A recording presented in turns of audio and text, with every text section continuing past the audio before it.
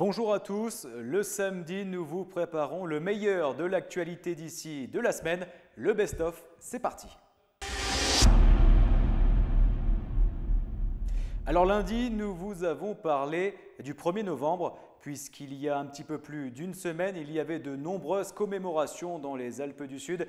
Celle qui a retenu notre attention est celle qui s'est déroulée du côté du petit village d'Ubaye, celui qui a été englouti en 1959 pour la construction du lac de Serponçon.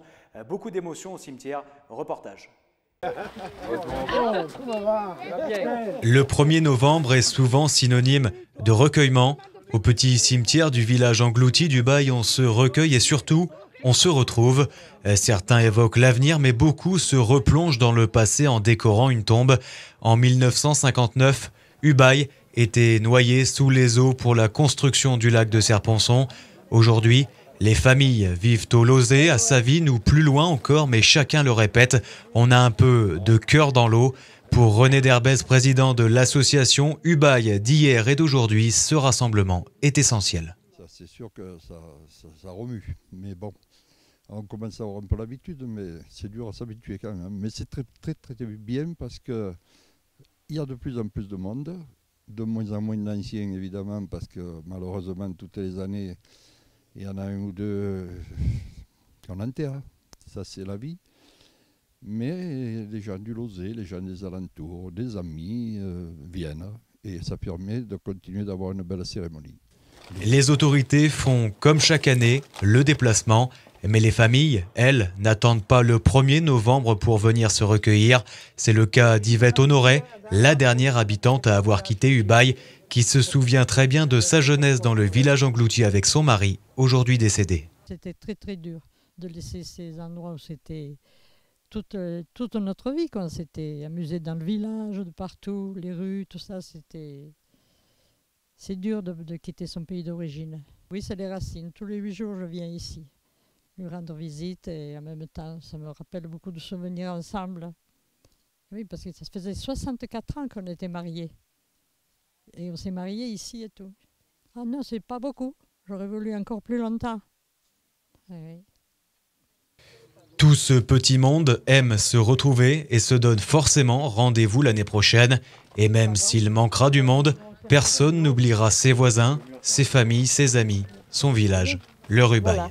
Alors la fontaine, elle est un peu vers ici, mais je crois que vous devez la voir. Et l'église, elle était à côté. Mardi, nous sommes revenus sur la traditionnelle foire d'automne de Gap. Hélas, il y a eu beaucoup de pluie. Reportage d'ici TV. Rentrez, on a mis la clim. On a mis le chauffage aujourd'hui. Ça va bien. C'est quoi? On est gelé.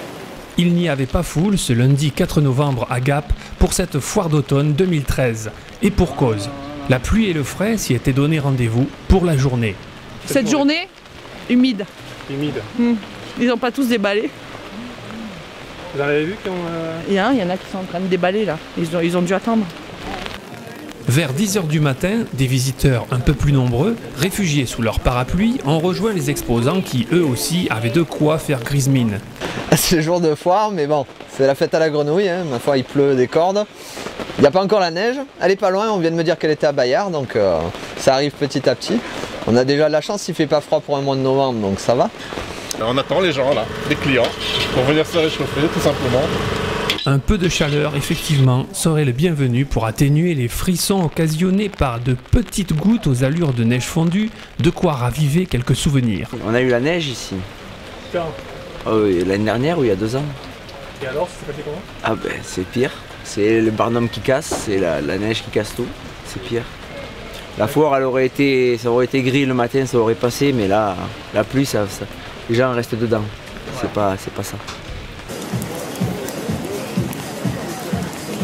Là, ça fait 7 ans que je fais cette foire et c'est la 2e fois qu'on prend la pluie. Il y a 2 ans on a pris la neige l'après-midi, mais là c'est toute la journée, ben, c'est pas grave, on est là. Il faut avoir le courage. Certains irréductibles ont gardé le sourire jusqu'au bout, en rappelant que la météo aurait pu, malgré tout, être moins clémente. Il y a eu des orages, de la grêle, voilà. On n'a que la pluie, on n'a pas la neige. Donc c'est rien quoi? C'est rien. Il y a eu des années où il y avait déjà la neige. Oui. Il y en avait 20 cm sous les pieds, on était contents, on faisait la foire pareil. Tout à fait, oui. Alors aujourd'hui, on continue. La journée n'est pas terminée, on va peut-être se refaire. Mais c'est vrai que la clientèle, c'est un peu comme le temps, c'est un peu frileux. Mercredi, évidemment, nous vous avons appris la terrible attaque de loup qui s'est produite le week-end dernier sur les hauteurs de Prunières. 88 bêtes ont été tuées, 10 manquaient à l'appel. Beaucoup d'émotions sur place, reportage. Dimanche matin, au-dessus de Prunières, l'éleveur Roland Arnaud découvre qu'une grande partie de son troupeau a été décimée dans la nuit. Tous les indices prélevés jusqu'à présent indiquent l'attaque par un ou plusieurs loups. Je suis resté tout le samedi là-haut à garder les bêtes et le soir je suis redescendu et le dimanche matin quand je me suis levé, j'en avais vu une centaine au pied de la maison là, qui étaient revenus. Et c'est là que je me suis dit, il y a eu un problème là-haut, quoi. Je suis monté et comme il y a du brouillard, j'en ai trouvé qu'une dizaine dans la matinée qui étaient saignés. Et l'après-midi, je suis remonté, j'en ai trouvé plus de 70 des rochers. Les éleveurs dénoncent depuis longtemps la présence des loups dans la région. Roland Arnaud avait déjà vécu le massacre d'une partie de son troupeau en 1999. Le problème, c'est qu'il n'y a guère personne qui nous écoute, quoi. Aujourd'hui, nous, on ne peut plus faire notre métier comme ça, quoi. On ne peut pas continuer comme ça. On met une vie pour faire un troupeau et à une nuit, le troupeau il est décimé et il faut recommencer, quoi. L'émotion est vive chez les éleveurs de la région. René Laurent, président de la FDSEA du département, est lui aussi sous le choc. Ouais, j'en ai la gorge serrée. Et je veux dire, c'est honteux, quoi. En 2013, dans un pays civilisé où on protège tous les animaux, comment une poignée d'écolos qui défend cet animal peut accepter de telles choses? Alors qu'on a mis des abattoirs aux normes pour que les animaux souffrent pas, comment aujourd'hui on peut accepter que cet animal, qu'on accepte cet animal qui détruit le vivant, qui déchiquette le vivant des animaux? Et là, la pensée, elle va surtout à M. Arnaud, parce que j'imagine ce qu'il a dû vivre quand il a découvert ce charnier, des brebis étouffées, des brebis égorgées. Un éleveur de moutons aime ces bêtes. Les responsables du parc des Écrins se sont rendus sur place pour faire des prélèvements. Ils souhaitent savoir si le loup est oui ou non à l'origine de l'attaque. Mais selon nos informations, il semblerait bien que le canidé soit le seul responsable de ce massacre. Jeudi, nous vous avons montré les images du préfet des Hautes-Alpes, Pierre Bénard, qui s'est rendu sur place à Prunières pour soutenir l'éleveur et proposer un tir de prélèvement. Image d'ici TV. Des cadavres de moutons par dizaines au pied d'une barre rocheuse dans les Hautes-Alpes. L'éleveur en est persuadé, le carnage a été provoqué par une attaque de loups, une vingtaine de bêtes. Les images d'ici TV ont fait le tour de la France. Hier, nous vous révélions en effet qu'une terrible attaque de loups s'est produite à Prunières dans la nuit de samedi à dimanche. Ce matin, sur l'exploitation, le préfet des Hautes-Alpes était attendu de pied ferme par l'éleveur, la FDSEA et les jeunes agriculteurs. Pierre Bénard a tout de suite apporté son soutien à Roland Arnaud, qui a perdu près de 100 bêtes dans l'attaque. Le préfet des Hautes-Alpes propose également un tir de prélèvement. Il faut qu'on fasse quelque chose, effectivement. Donc, je crois qu'il faut faire remonter à Paris cette problématique pour qu'il y ait peut-être une vision plus nationale de ce problème. Et puis, je crois qu'il faut réagir localement. Et donc, après en avoir discuté avec les organisations agricoles et avec aussi les services de l'État, on va certainement prendre un arrêté de prélèvement pour essayer ici de régler le problème. Le préfet s'est ensuite rendu sur les lieux de l'attaque. Il est resté sans voix face à un tel désastre. De leur côté, les associations étaient très remontées. Maintenant, il faut évacuer tous ces cadavres. La FDSEA souhaite que les écologistes viennent s'occuper de la descente des bêtes tuées par le loup. C'est bien beau de dire le loup c'est joli, le loup c'est gentil, il faut le garder. Aujourd'hui ils ne sont pas là avec nous, ils ne sont pas là pour soutenir l'éleveur. Demain l'État va encore mettre des sous pour descendre ces bêtes. Nous on voudrait que ces associations elles soient là-haut et qu'elles descendent elles les bêtes, qu'elles voient vraiment ce que c'est, qu'ils se mettent au milieu et qui osent nous dire que c'est pas grave, que c'est joli, voilà, qu'ils osent nous dire quelque chose. Mais on les verra pas, ils n'auront pas, excusez-moi, les couilles pour le faire. Au final, c'est peut-être un hélicoptère qui pourrait venir évacuer les cadavres, mais l'accès très rocheux et difficile. Les associations, elles, réfléchissent à une mobilisation, pourquoi pas dans la rue, pour soutenir l'éleveur et la profession. Roland Arnaud, de son côté, a eu la certitude de la part de l'État que toutes ces bêtes tuées seront indemnisées. Enfin, hier vendredi, nous sommes revenus sur les ovnis qui ont été découverts, aperçus dans le ciel des Alpes du Sud, notamment au-dessus de Curban, de Céuse et de Ventrolle. C'est inimaginable et pourtant, d'ici TV à les images, reportage. Regarde l'avion, là-haut. Oui, mais là, c'est un avion, ça. Mais c'est pour regarder, ça se trouve.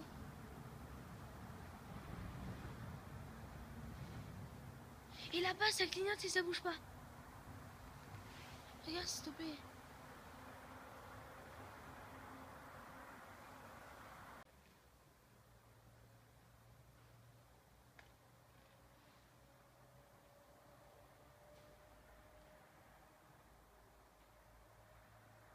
Deux soirs où il s'est produit des choses un petit peu inexplicables dans le ciel, notamment au-dessus de Céuse, au-dessus de Curban et au-dessus de Ventrolle, c'est ça? C'est ça. Avant-hier soir, nous avons eu dans ces phénomènes atmosphériques, on va appeler ça comme ça, parce qu'on ne va pas parler d'ovnis, parce qu'on ne sait pas trop si ce sont réellement des objets volants non identifiés ou autre chose. Ce qui est sûr, c'est que ce ne sont pas des aéronefs, puisque ça ne bougeait pas, un aéronef se déplace. Ce ne sont pas des ballons, puisque les enquêtes ont prouvé que ce n'étaient pas des ballons. Donc, ce sont des objets. Bon, je veux bien croire que ce soit des planètes, mais ce sont des planètes quand même particulières, puisque les planètes, par définition, nous les voyons brillantes, de couleur blanche, voire légèrement orangée. Mais ce que nous avons vu, ce n'est pas du tout cela. Ce sont des objets multicolores, avec des faisceaux laser pour l'un d'entre eux, pardon. Et donc, est-ce que nous devons appeler ça des planètes? Je ne le pense pas. Qu'est-ce que vous pensez que c'est, Monsieur Boyer? Votre intime conviction, vous qui avez vu le ciel pendant tant d'années, vous le scrutez sans arrêt, qu'est-ce que ça pourrait être? Je suis bien embarrassé. On pourrait penser que ce sont peut-être des satellites qui sont en perdition et qui pourraient rentrer dans la stratosphère. Mais je ne les vois pas de cette couleur-là. Maintenant, j'ai entendu les commentaires qui ont été faits suite à vos déclarations sur la radio d'ici ce matin aux aurores. Certaines personnes disent que ce sont des aéronefs, je les rassure, ce n'est pas ça. D'autres disent que ce pourrait être des planètes qui se colorent par reflet de la Lune sur autre chose. Ce n'est pas ça non plus. J'ai entendu aussi que la Lune pourrait refléter les panneaux solaires de Curban. Je peux rassurer, ce n'est pas ça non plus, puisque les panneaux solaires qui ont été installés à Curban, en proximité d'un aérodrome à forte fréquentation, ont été traités de façon à être non réfléchissants. Donc la Lune ne peut pas refléter une lumière, un faisceau lumineux sur une autre planète. Alors les planètes entre elles, pourquoi pas, mais je ne suis pas compétent pour en parler. Franchement, je suis très embarrassé, mais ça m'inquiète beaucoup. Enfin, ça m'inquiète. Ça me gêne parce que je n'ai pas d'explication à donner. Jean Boyer, vous comprenez que les gendarmes soient sur le coup. Il y a une enquête administrative qui a été ouverte. Toulouse est sur le coup. La préfecture a souhaité répondre sur notre antenne. Il y a beaucoup de personnes qui se soucient de ce qui se passe dans le ciel. C'est tout de même pas courant. Et puis pas mal de personnes s'inquiètent. S'inquiéter, je ne pense pas qu'il y ait raison de s'inquiéter. Nous avons eu d'autres observations comme celle-ci. Et jusqu'à aujourd'hui, nous n'avons pas eu d'attaque de gens qui viennent d'ailleurs. Donc nous allons bien observer Mars. Pourquoi d'autres ne viendraient pas nous explorer sans pour cela avoir des idées belliqueuses, hein? Qu'est-ce que je pourrais dire? Je sais pas ce que c'est. Franchement, je sais pas. Mais c'est pas quelque chose de naturel. C'est pas quelque chose de naturel. Ça a été pris très au sérieux. Vous avez dit les gendarmes, oui, effectivement, et j'apprécie le travail qu'ils ont fait. Le CNES m'a contacté, le GEPAN m'a contacté, d'autres organismes privés m'ont contacté, et je dois avoir aussi des appels chez moi sur mon fixe pour donner des explications. J'ai bien fait, je crois que j'ai bien fait de demander aux gendarmes de venir, parce que sinon on m'aurait peut-être pris pour un illuminé et croire que j'ai eu des lubies, quoi, des visions malsaines, quoi. Mais c'est pas ça, c'est très bizarre, c'est très bizarre. Et comme vous dites, après 47 ans d'aéronautique, je sais faire la différence entre une étoile, une planète, un aéronef qui se déplace, un ballon ou autre chose. Et voilà, le best-of de la semaine, c'est terminé. N'oubliez pas, votre journal revient dès mardi, puisque lundi, c'est férié. L'actualité d'ici continue sur d'ici.fm et sur d'ici Télé.